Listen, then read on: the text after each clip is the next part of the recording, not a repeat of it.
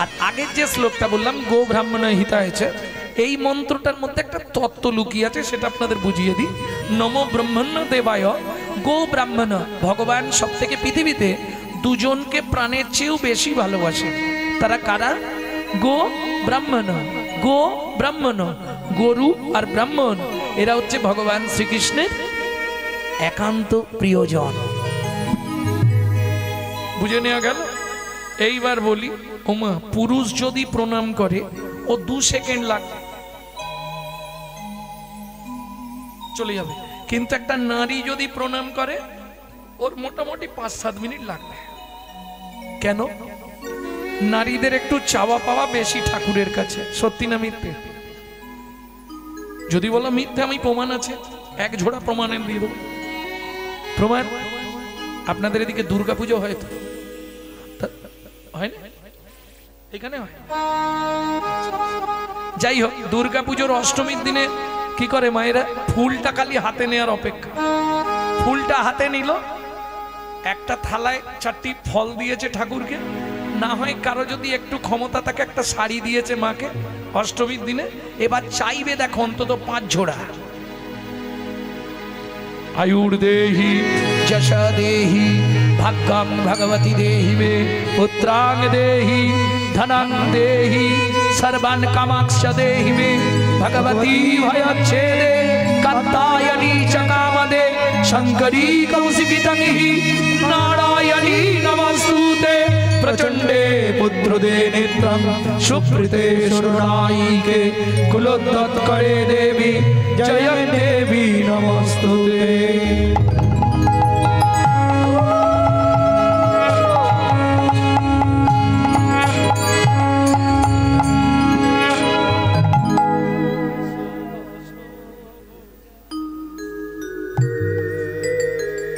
ভক্তমণ্ডলী, ভক্তিমতী মায়েরা, আমি কিছু বলবো নি, তোমরাই বিচার করো কি কি চাইলে। আয়ুর দেহি, 150 বছর আয়ু দাও, 1 ঝোড়া আয়ু দিয়ে দাও। যশ দেহি, যশ দাও, সংসারে যেন সবাই বলে বউটা ভালো। ভাগ্যং ভগবতী দেহি মে, তোমার ভাগ্যের মতো আমার ভাগ্য করে দাও। বোঝা গেল? এর মানেটা কি? তুমি যেমন 10 হাত দিয়ে সকল অসুখের বিনাশ করে পৃথিবীকে রক্ষা করছো, ঠিক তেমনি আমার 2 হাতে 10 হাতের ক্ষমতা দাও, আমি যেন সংসারে সকলের মন রক্ষা করে সংসারকে সুখের করে তুলতে পারি। সংসার সুখের হয় রমণীর গুণে, এটাই চাওয়া। তাহলে বুঝে নেওয়া গেল ভাগ্যং ভগবতী দেহি মে। এইবার পুত্রাং দেহি, পুত্র দাও, ধনং দেহি, টাকা দাও, গাড়ি দাও, বাড়ি দাও, মেয়ের বিয়ে দাও, ছেলের চাকরি করে দাও, স্বামীর দোকানে 4টি খদ্দের ঢুককে দাও, আর ভগবান তুমি 2টো নকল দানা খাও। নকল দানা খাও। এই কলিজীবের ভালোবাসা জানো? নিজেরা গান্ডে পিণ্ডে গিলে আর ভগবানকে 2টো করে নকল দানা দেয়। আরে তুই যদি ভগবানকে নকল দানা দিস, ভগবান তোকে জীবনে আসল দানা দেবে? কোটি কোটি টাকা হয়তো তোকে দেবে, কিন্তু বাড়িতে এমন একটা নকল মাল দিয়ে দেবে, ভুগে ভুগে মরবে। হ্যাঁ, এটা কলিজীবের ভালোবাসা গো। নিজে থাকবে এসি লাগানো, মজাক করা, পাথর বসানো ঘরে, ভগবানকে রাখবে চিলে কোটার ছাদে, বজ্জাঘাত পড়লে ঠাকুরের মাথায় পড়বে। কিন্তু মাথায় রেখো, দিয়ে ধন বিড়ে মন কেড়ে নিতে কতক্ষণ, এটা মাথায় রেখো। ভক্তমণ্ডলী, ভক্তিমতী মায়েরা, এখন কহর মুনিত্ব প্রণাম করা হয়ে গেছে। সুজাতা দেবী মাথা করছে, সুজাতা এতক্ষণ ধরে কি বিড় করতেছ? স্বামী, ভগবানকে বললাম 23 বছর বিয়ে হয়েছে, কদিন পরে তো আমরা মরে যাব, তো নারায়ণ শিলার সেবা পূজাটা করবে কে? তার জন্য ছেলে চাইছিলে। বুঝেছি বুঝেছি, তার জন্য ছেলে চাইছিলে। জানো নারী জাতি কোন পাপ করলে জীবনে সন্তানের মা হতে পারে না?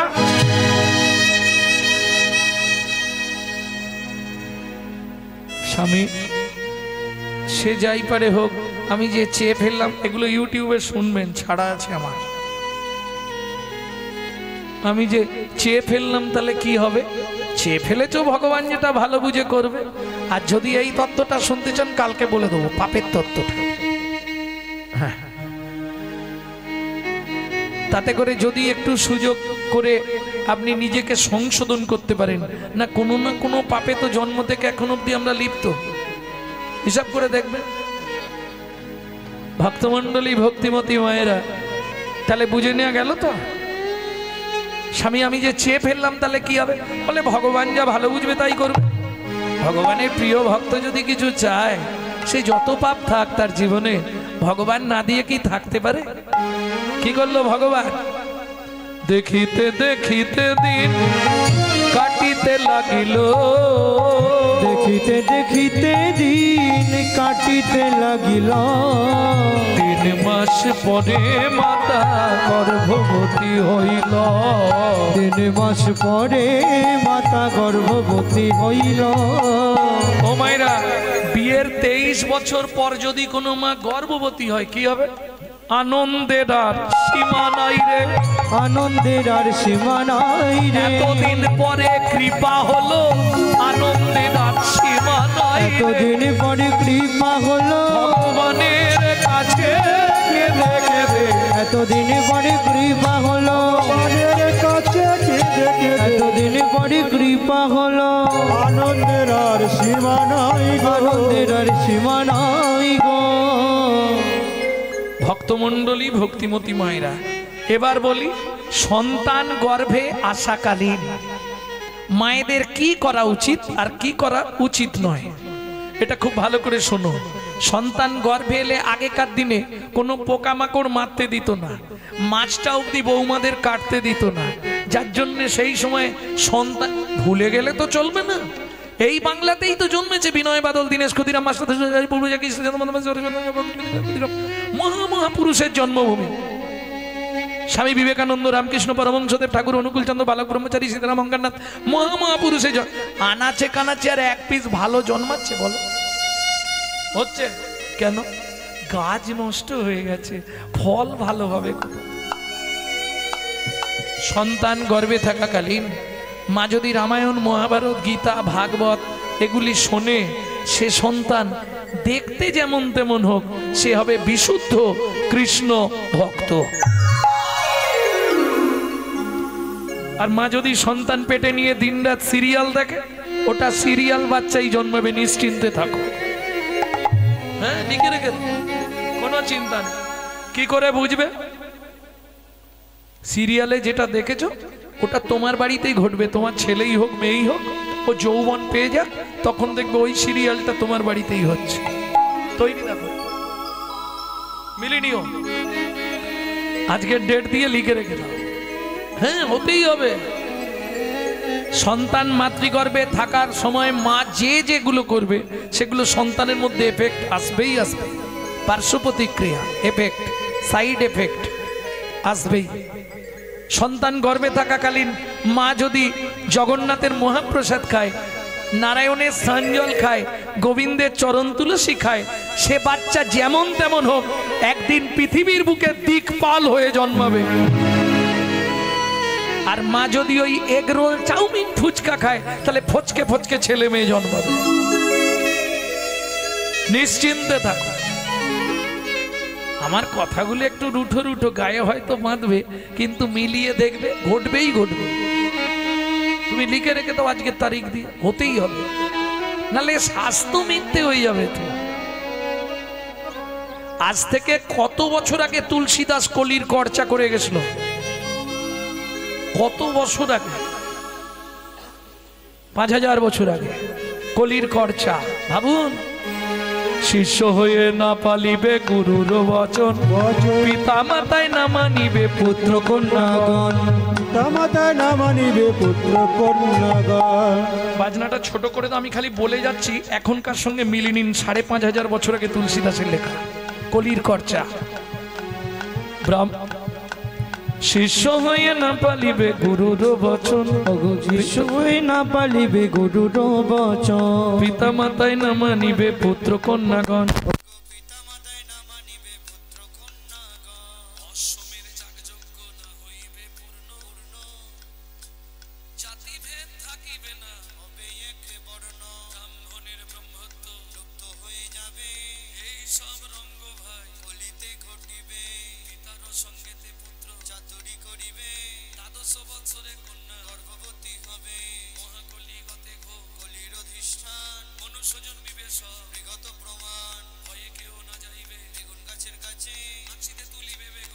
গাছে গাছে ব্যাঘেতে পশিবেছা মহিষে মুশিক তেলি মেয়ে রাজকন্যা মালি যে প্রেমিক শুদ্ধ হবে গুরুয়া শিষ্য হবে ব্রাহ্মণ কলিকালে এক বর্ণ হইবে যবন উদয় দ্বাদশ রবি হইবে গগনে গৃহদাহ হবে সবাই রবির কিরণে জলে জলময় আবার হবে ত্রিভুবন পূর্ব মতো বটপত্রে আসবে নারায়ণ সেই মতো সত্য যুগ করিবেন সৃজন কলির করচা তুলসী দাসের লেখা কলির করচা তুলসী দাসের লিখন কলির পর্চা তুলসী দাসের লিখন কলির করচা তুলসী দাসের লিখন। যেদিন থেকে সন্তান গর্ভে সেদিন থেকে মা ভাগবত শোনে। গর্ভের বয়স 8 মাস। সেদিন ছিল একাদশী তিথি। সুজাতা, আজকে বলবো তোমাকে কৃষ্ণকে কেন ভগবান বলা হয়। মা, সুজাতা দেবী হাতে তুলসী পাতা নিয়ে ভাগবত শুনতে বসেছে, কহর মুনি ভাগবত পাঠ করছে, আর সেদিনই ঘটলো সেই বিভ্রান্ত। কি হলো সুজাতা? শ্লোকটা শোনো মন দিয়ে। যদ্দৈতং ব্রহ্মোপনৌষধি যদ্দৈতং ব্রহ্মবনৌষধি তদ্ভাবস্য তনুভা আত্মা অন্তর্যামী পুরুষ অন্তর্যামী পুরুষ ঐশ্বর্য জয় হো ভগবান। ষড়ৈশ্বর্য জয় হো ভগবান। বাবা, শ্লোকটা আপনি ভুল বললেন। বাবা, শ্লোকটা আপনার ভুল হয়ে গেল। সুজাতা কে বলছে? স্বামী পেটের ভেতর থেকে বাচ্চাটা বলছে। স্তব্ধ হও বালক। তুমি মাতৃগর্ভে বসে পিতৃদেবের ভুল ধরো। তোমায় অভিশাপ দিচ্ছি, তোমার 8 স্থানে বক্র হবে। কেঁদে উঠল সুজাতা দেবী। স্বামী, এ তুমি কি করলে? এতদিন ধরে ভগবানের কাছে কেঁদে কেঁদে 23 বছর পর যদিও গাছে ফল ধরলো, তাও তুমি তাকে অভিশপ্ত করে দিলে। সুজাতা, কেঁদো না। বাবা মা রেগে গিয়ে কিছু বললে তাতে ছেলে মেয়ের কোনো ক্ষতি হয় না, তুমি চিন্তা করো না, কিছু হবে না গো। স্বামী, আমার বড় ভয় করে। তুমি কি করলে বলো তো? রাগের জন্য বলে ফেলেছি, এতে কোনো ক্ষতি হবে না গো, তুমি চিন্তা করো না। স্বামী, বারবার বলছো চিন্তা করো না। আজকে 8 দিন হয়ে গেল উনুনে হাঁড়িটা ওঠেনি। 8 মাসের গর্ভবতী মহিলা কি খেয়ে বাঁচবো? कहर मुनि वाले कहना, अगर ना करे चक्री पंखी ना करे काम, दास मालिक कहे सबको दाता। जय सिया राम। प्रेम से बोलो जय सिया राम।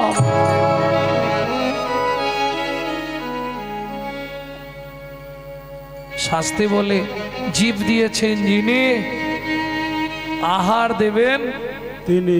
আমার ঘরে কি খাবারের অভাব আছে নাকি? দেখবেন ঠকসা ঢেকির শব্দ বেশি।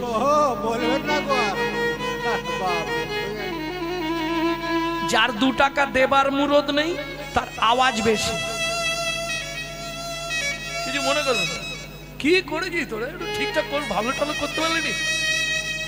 কি করছিস বলতো তোরা? এটা ভালো দেখে দল আনতে পারলি তোরা? আমাকে বলতে পারতিস।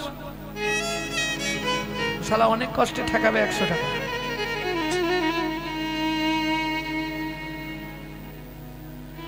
ঠকসা ঢেকির দেখবেন শব্দটা বেশি হয়, আর যে মাল যার আছে ভরা আওয়াজ দেবে না। বুঝে গেল? তাবাতে সভ্যতে মূর্খ লম্বসাট পটামৃত যাবাত কিঞ্চিত ন ভাস্যতে। যে জ্ঞানী ব্যক্তি কম কথা বলে, আর যে দেখবেন অজ্ঞানী বেশি বকর বকর করে। এটা কি করে ধরা যাবে বললে, তাবতে, কথাগুলো খুব ভালো করে বুঝুন। তাবতে সভ্যতে মূর্খ লম্ব সাটু পটামৃত।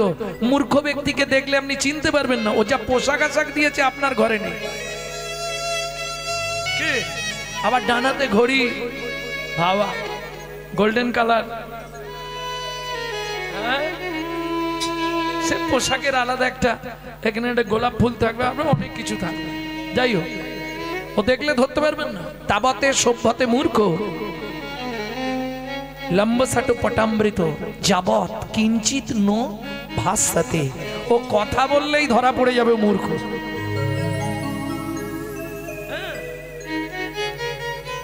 আমি মাঝে মাঝে শ্বশুর বাড়ি গেলে ট্রেনে উঠতে হয় তো, ঘন্টা 27 লাগে, 7-8 ঘন্টা লেগে যায়। কৃষ্ণনগর থেকে যেতে হয় তো। তা ইংলিশ পেপার কিনে বসে, ভাই পেপারটা একটু দিয়ে যাবে না।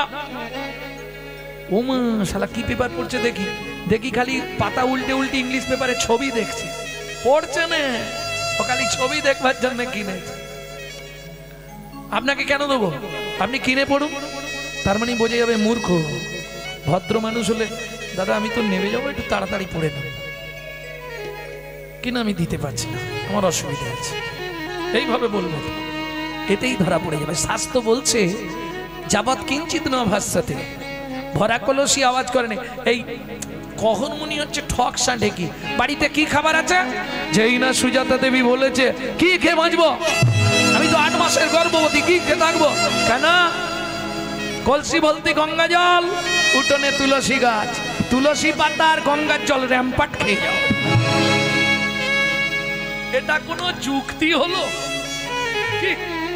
তুলসী পাতা গঙ্গা জল খেয়ে একটা 8 মাসের গর্ভবতী মহিলা থাকতে পারে মা?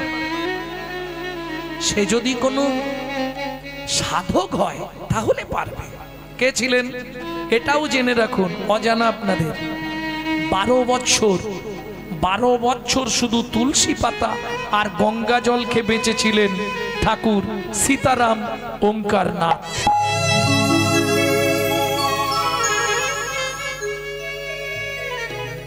ঠিক আছে, তুমি চিন্তা করো না, আগামীকাল প্রত্যুষে আমি চলে যাব মিথিলায়, জনক রাজার কাছে, সীতার বাবার কাছে। অতীব ভদ্র, আমাকে দেখলে কিছু না কিছু দান দেবে। বেশ, পরের দিন সকালবেলা স্নানটা করেই, সুজাতা যদি তাড়াতাড়ি ফিরতে পারি তো ফিরবো, কেমন? চিন্তা করো না, যদি কাজ মিটে যায় তাহলে, যদি তাড়াতাড়ি কাজ মিটে আমি মোটামুটি রাতেই চলে আসবো, আর যদি দেরি হয়ে যায় তাহলে কাল ভোরবেলা ঢুকবো একদম, এসেই নারায়ণের সেবা করবো। ও মন ময়না পাখি রে, রাধে কৃষ্ণ, ও মন ময়না পাখি রে, রাধে কৃষ্ণ, রাধে কৃষ্ণ, কৃষ্ণ রাধে, রাধে কৃষ্ণ, কৃষ্ণ রাধে, রাধে রাধে কৃষ্ণ ময়না পাখি রে, ও রাধে কৃষ্ণ, ও ময়না পাখি রে, রাধে কৃষ্ণ। মধুর বুলি মাতিয়ে তুল প্রাণের ব্যথা, হোক না শিথিল মায়ার বাঁধন, হোক না আধার ভোর। এই গানটি যিনি লিখেছেন, ওই বলছিলাম শশীভূষণ চক্রবর্তী, আমার দাদুর লেখা। তারপরে গাইতেন দাদুর বাবা মাধব চক্রবর্তী, তারপরে গাইতেন দাদু যতীন্দ্রনাথ চক্রবর্তী, তারপরে গাইতেন বাবা কালীব চক্রবর্তী, এখন গাইছি আমি গৌরাঙ্গ সুন্দর চক্রবর্তী। সবাই আশীর্বাদ করবেন, আমার পরবর্তী জেনারেশন তৈরি হচ্ছে, আমারই পিছনে একমাত্র সম্পদ গৌরব কৃষ্ণ চক্রবর্তী। নিতাই গৌর হরি বল। হোক না শিথিল মায়ার বাঁধন, হোক না আধার ভোর। ওরে সবে হারাই, সবে হারাই, সবে হারাই পাই যেন আমি,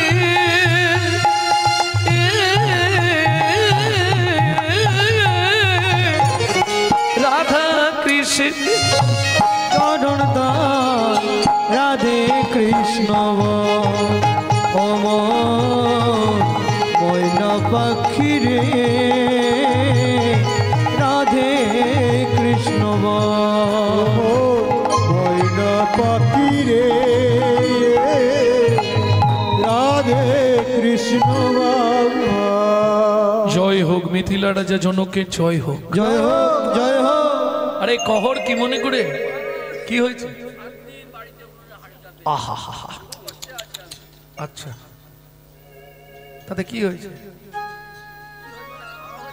আচ্ছা আচ্ছা,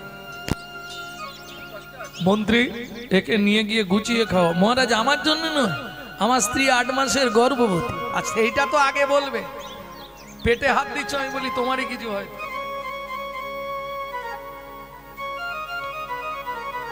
শোনো কহ, তুমি আজ ভালো দিনে এসেছো জানো। আজকে বরুণ দেবের পুত্র বন্দি আসছে আমার রাজ্যে ভাগবত তত্ত্ব আলোচনা করতে। এই ভাগবত তত্ত্ব আলোচনায় যে জিতবে তাকে 10,000 স্বর্ণ মুদ্রা দেওয়া হবে। কিন্তু শোনো, যে হেরে যাবে তাকে ওই নদীর জলে ডুবিয়ে মেরে ফেলা হবে।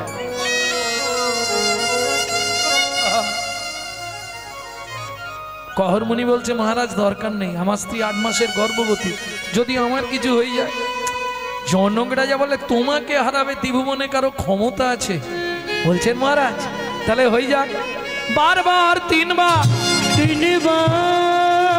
বন্দি যে হারিল, বন্দি যে হারিল, চতুর্থবারে কহরমুনি হারিয়া যে গেল, হারিয়া যে গেল। এই কে আছিস, একে টানতে টানতে নিয়ে চল। সবাই মিলে ধরে টানতে টানতে নিয়ে গেল নদীর চর। আমাকে মেরো না, আমাকে মেরো না গো, আমাকে মেরো না। আমার স্ত্রী 8 মাসের গর্ভবতী, আমি যদি মরে যাই তাকে দেখার কেউ নেই গো, বিশ্বাস করো। কে শুনবে?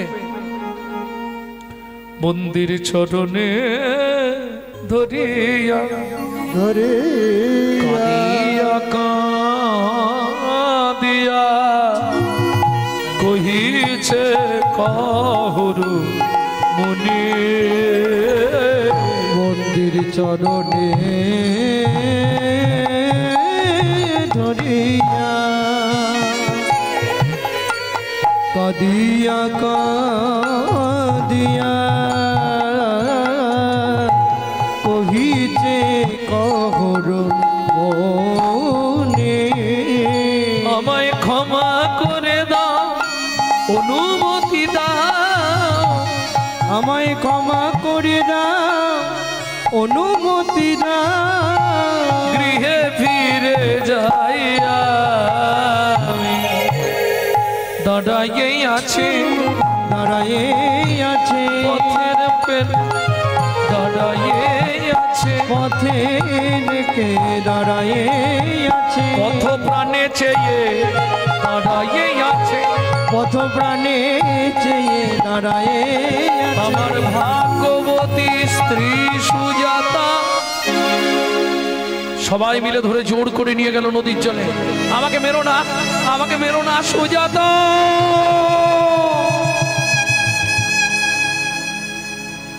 সন্তানের কিছু হলে সবার আগে যেমন মা বুঝতে পারে, সতী রমণী স্বামীর কিছু হলে ঠিক বুঝতে পেরে যায়।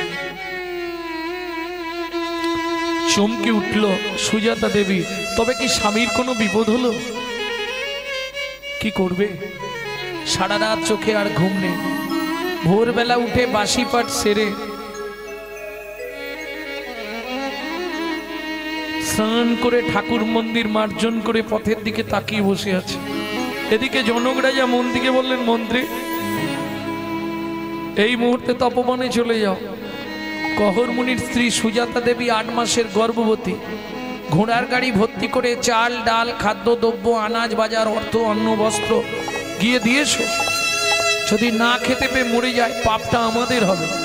ঘোড়ার গাড়ি ছুটিয়ে নিয়ে মন্ত্রী চললেন তপবনে। ঘোড়ার গাড়ির শব্দ পেয়ে ছুটে এলেন সুজাতা দেবী। কোথা থেকে আসছেন? মিথিলা থেকে। বলছি আমার স্বামী কালকে মিথিলায় গেছিল। হ্যাঁ গেছিল। আমার স্বামী কোথায়? বলছি মা, আগে মালপত্রগুলো নামিয়ে দিই। না, আগে বলুন আমার স্বামী কোথায়। শোনো মা, কাল মিথিলায় ভাগবত তত্ত্ব আলোচনা ছিল। সেখানে প্রকাশ ছিল যে জিতবে তাকে 10,000 স্বর্ণ মুদ্রা দেওয়া হবে, যে হেরে যাবে তাকে নদীর জলে ডুবিয়ে দেওয়া হবে। তোমার স্বামী হেরে গেছিল, ওই বরুণ দেবের পুত্র বন্দি, তার লোকজনকে দিয়ে তোমার স্বামীকে ওই নদীর জলে বলো না গো,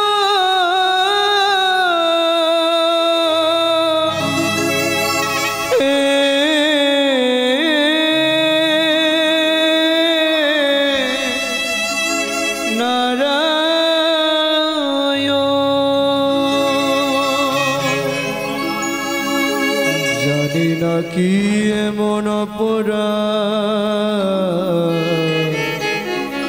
আমি করেছি,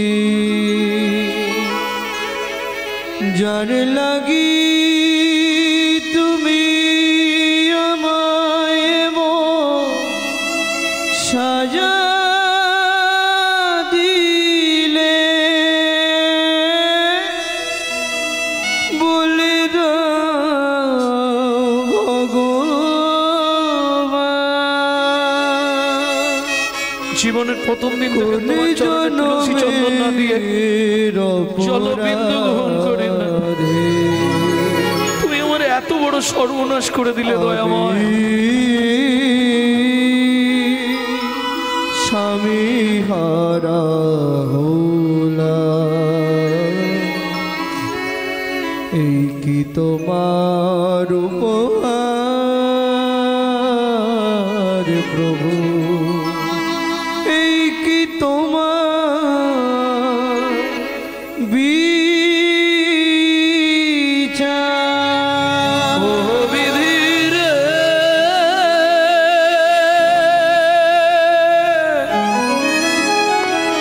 ও বিধির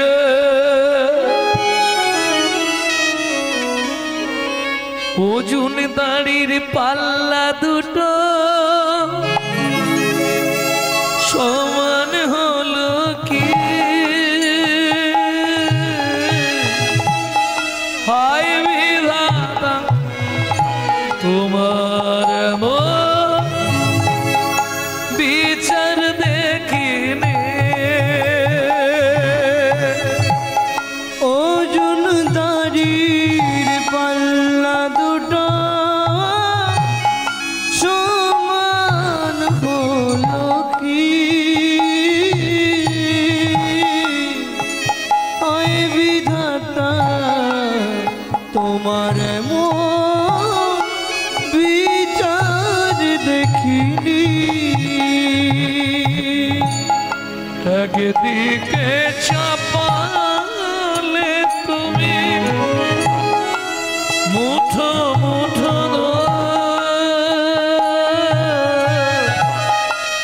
অন্যদিকে তুলে দিলে সেবা পড়ার ভুল বিধাতা।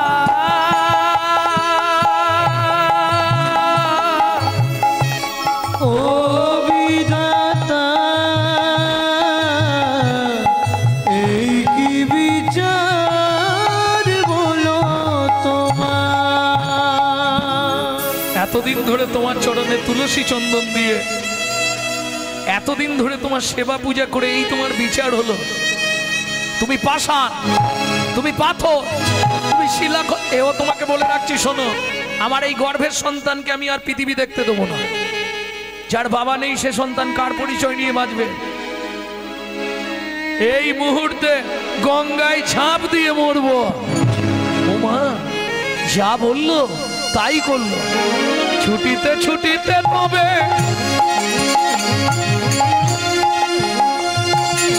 গঙ্গা তীরে আইলা, জলে ঝাঁপ দেবে বলে মনেতে ভাবিলা, জলে ঝাঁপ দেবে বলে মনেতে ভাবিলা। পতিত পাবনী মা গঙ্গা তুমি সাক্ষী রইলে, আমি তোমার পক্ষে আত্মনিবেদন করছি। আমার এই গর্ভের সন্তানকে তুমি রক্ষা করো মা গো। জয় মা গঙ্গা, জয় মা। এত বলে গঙ্গা জলে ঝাঁপ দিতে গেল, গর্ভজাত শিশু তখন কাঁদিয়া উঠিল, গর্ভজাত শিশু তখন কাঁদিয়া উঠিল। আমায় তুমি মারবে কেন, আমায় তুমি মারবে কেন, আমায় তুমি মারবে কেন, আমায় তুমি মারবে আমি কেন, কি অপরাধ করেছি মা, তুমি মারবে কেন, কি অপরাধ করেছি, কোন অপরাধে কি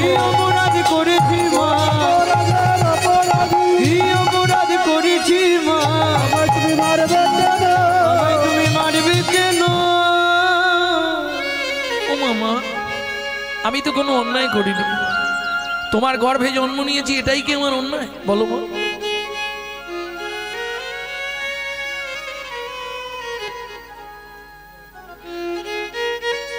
সুখের লাগিয়া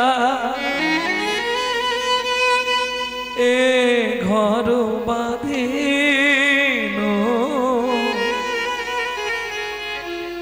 অনলে পুড়িয়া গেল। লক্ষ্মী চাহিতে দারিদ্র বাড়িল, সকলি গরল ভেল। সখীরে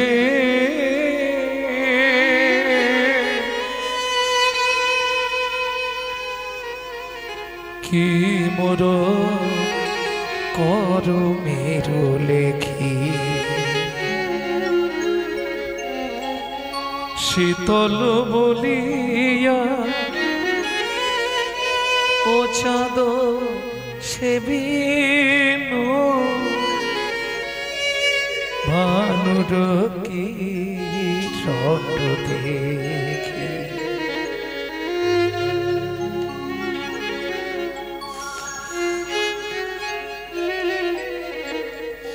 এতদিন ধরে তোমার চরণে তুলসী ফুল, তুলসী চন্দন দিয়ে মনে হয় খুব ভুল করে ফেলেছি নাকি? পাড়ার লোকেরা বোঝাচ্ছে নদীর তীরে চোখের জল ফেলতে নেই, বাড়ি যাও। আর এই সন্তানটা হলে তাকে মনের মতো করে মানুষ করবে।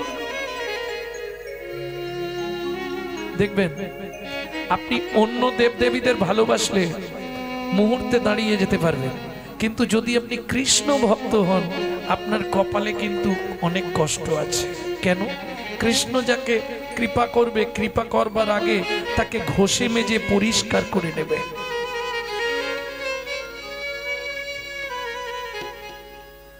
দেবদেবীদের কৃপা অনেকেই পেয়ে যায়, কিন্তু ভগবানের কৃপা, কৃষ্ণ কৃপা পাওয়াটা একটু কষ্টের।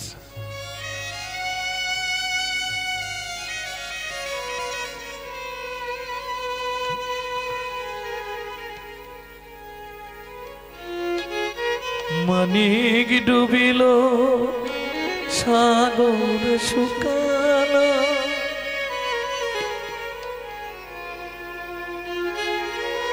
অভাগী কর্ম দোষে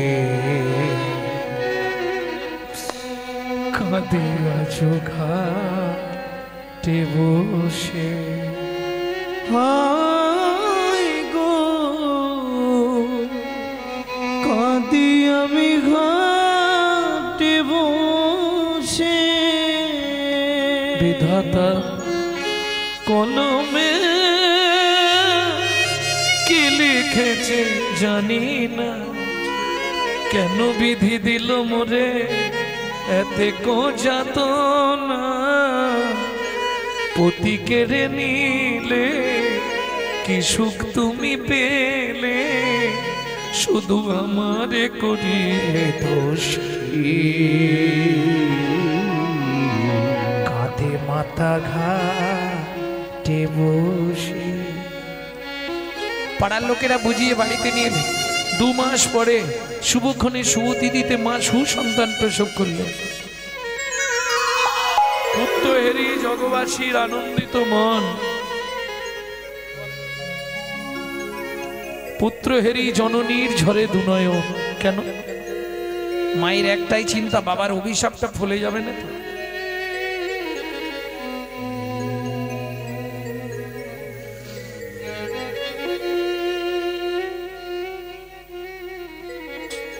প্রথম বোঝা গেল না। 6 মাসের পর থেকে 7 মাস থেকে একটু একটু বাঁকতে শুরু হলো ছেলেটা।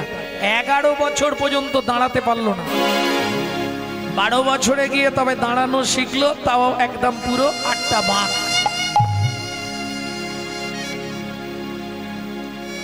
এইবার বলুন 23 বছরের ফল। ওই মাটা কি করবে? চোখের সামনে দেখতে পাচ্ছে না, দিন রাত কাঁদছে। মা আমাকে দেখলেই কাঁদো কেন বলো তো? বাবা, আমার কর্মের দোষ বাবা, যার জন্য তোর চেহারাটা এইরকম হয়ে গেছে। ও মামা, ও নিয়ে ভেবো না। ভাগবত পড়বো না, জীবনে ভাগবত পড়বি না, জীবনে ভাগবত শুনবি না, জীবনে ভাগবত স্পর্শ করবি না। মা বলতে নেই, মা ও কথা বলতে নেই। ভাগবত মানুষের চরিত্র সংশোধন করে, ভাগবত মোরা মানুষকে বাঁচিয়ে দেয়। মা তুমি কি বলছো? যখন মায়ের মুখে সব শুনলো, 12 বছরের ছেলে মায়ের চোখ দুটো মুছে দিয়ে বলছে, মা তুমি কেঁদো না, আমি মিথিলায় যাব পিতৃহত্যার প্রতিশোধ নিতে। ওই অবস্থা, চলতে পারছে না। খোকা যাস নে, অত দূরের পথ তুই যাবি কি করে? চিন্তা নেই মা, যার মুখে নাম আছে সে সব কার্য সিদ্ধি করতে পারে। হে নাথ নারায়ণ হরি, হে নাথ নারায়ণ হরি, হে নাথ নারায়ণ হরে, গোপাল কৃষ্ণ মুরারি, তুমি গোপাল কৃষ্ণ মুরারি।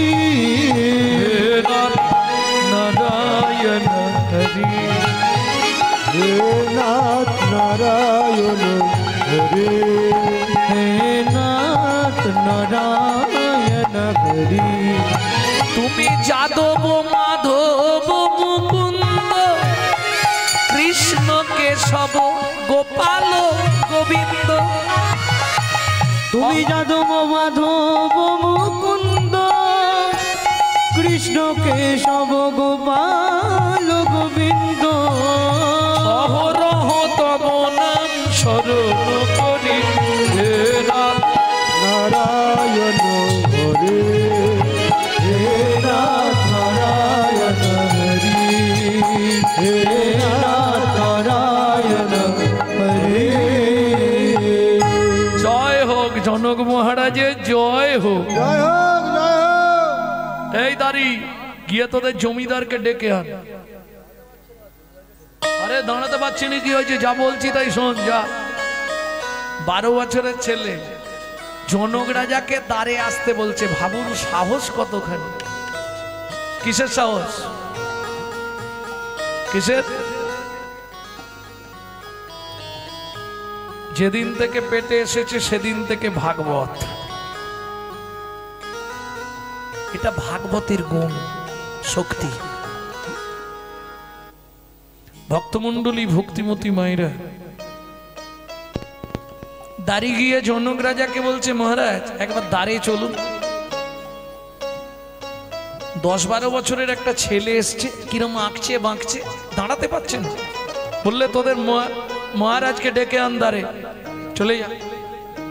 এইভাবে বলছে। হ্যাঁ মহারাজ, কি মেজাজ দা, ডেকে দে।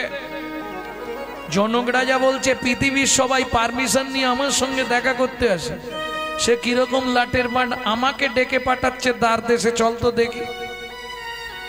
ও মাইরা, গঙ্গাতে ডুবিলে হয় পশ্চাতে পাবন, কিন্তু বৈষ্ণব দর্শনেই দেহটা পবিত্র হয়, এটা বৈষ্ণবের গুণ। জনক রাজা এসে হাতটা জোড়ো করে বলছে, কেন? গায়ের লোম তো সব খাড়া হয়ে দাঁড়িয়ে গেছে। জনক রাজা, কাকে দর্শন করছি? হাতটা জোড়ো করে বলছে, কে বাবা তুমি? আমায় আপনি চিনবেন না। মায়ের পেটে থাকাকালীন বাবা রাগ করে নাম দিয়েছিল অষ্টবক্র। কে তোমার বাবা? মহারাজ, আজ থেকে 12 বছর আগে যাকে এখানে নদীর জলে ডুবিয়ে মেরে ফেলা হয়েছিল, ওটাই আমার বাবা। বরুণ দেবের পুত্র বন্দি আমার বাবাকে মেরেছিল, উনি আছে আপনার রাজত্বে? আছে। ওনাকে এক্ষুনি ডেকে পাঠান তো। কেন? আমি দেখতে চাই ও কত বড় ভাগবত শিখেছে, কত বড় বাপের বেটা। জনক রাজা বলে, বাবা তুমি তো দাঁড়াতেই পারছ না, আর তুমি কি কথা বলবে? শুনুন মহারাজ, ও তো ভাগবত মুখস্থ করে ভাগবত শিখেছে। আমি মায়ের পেটে বসে ভাগবত শিখে তারপরে বাইরে বেরিয়েছি।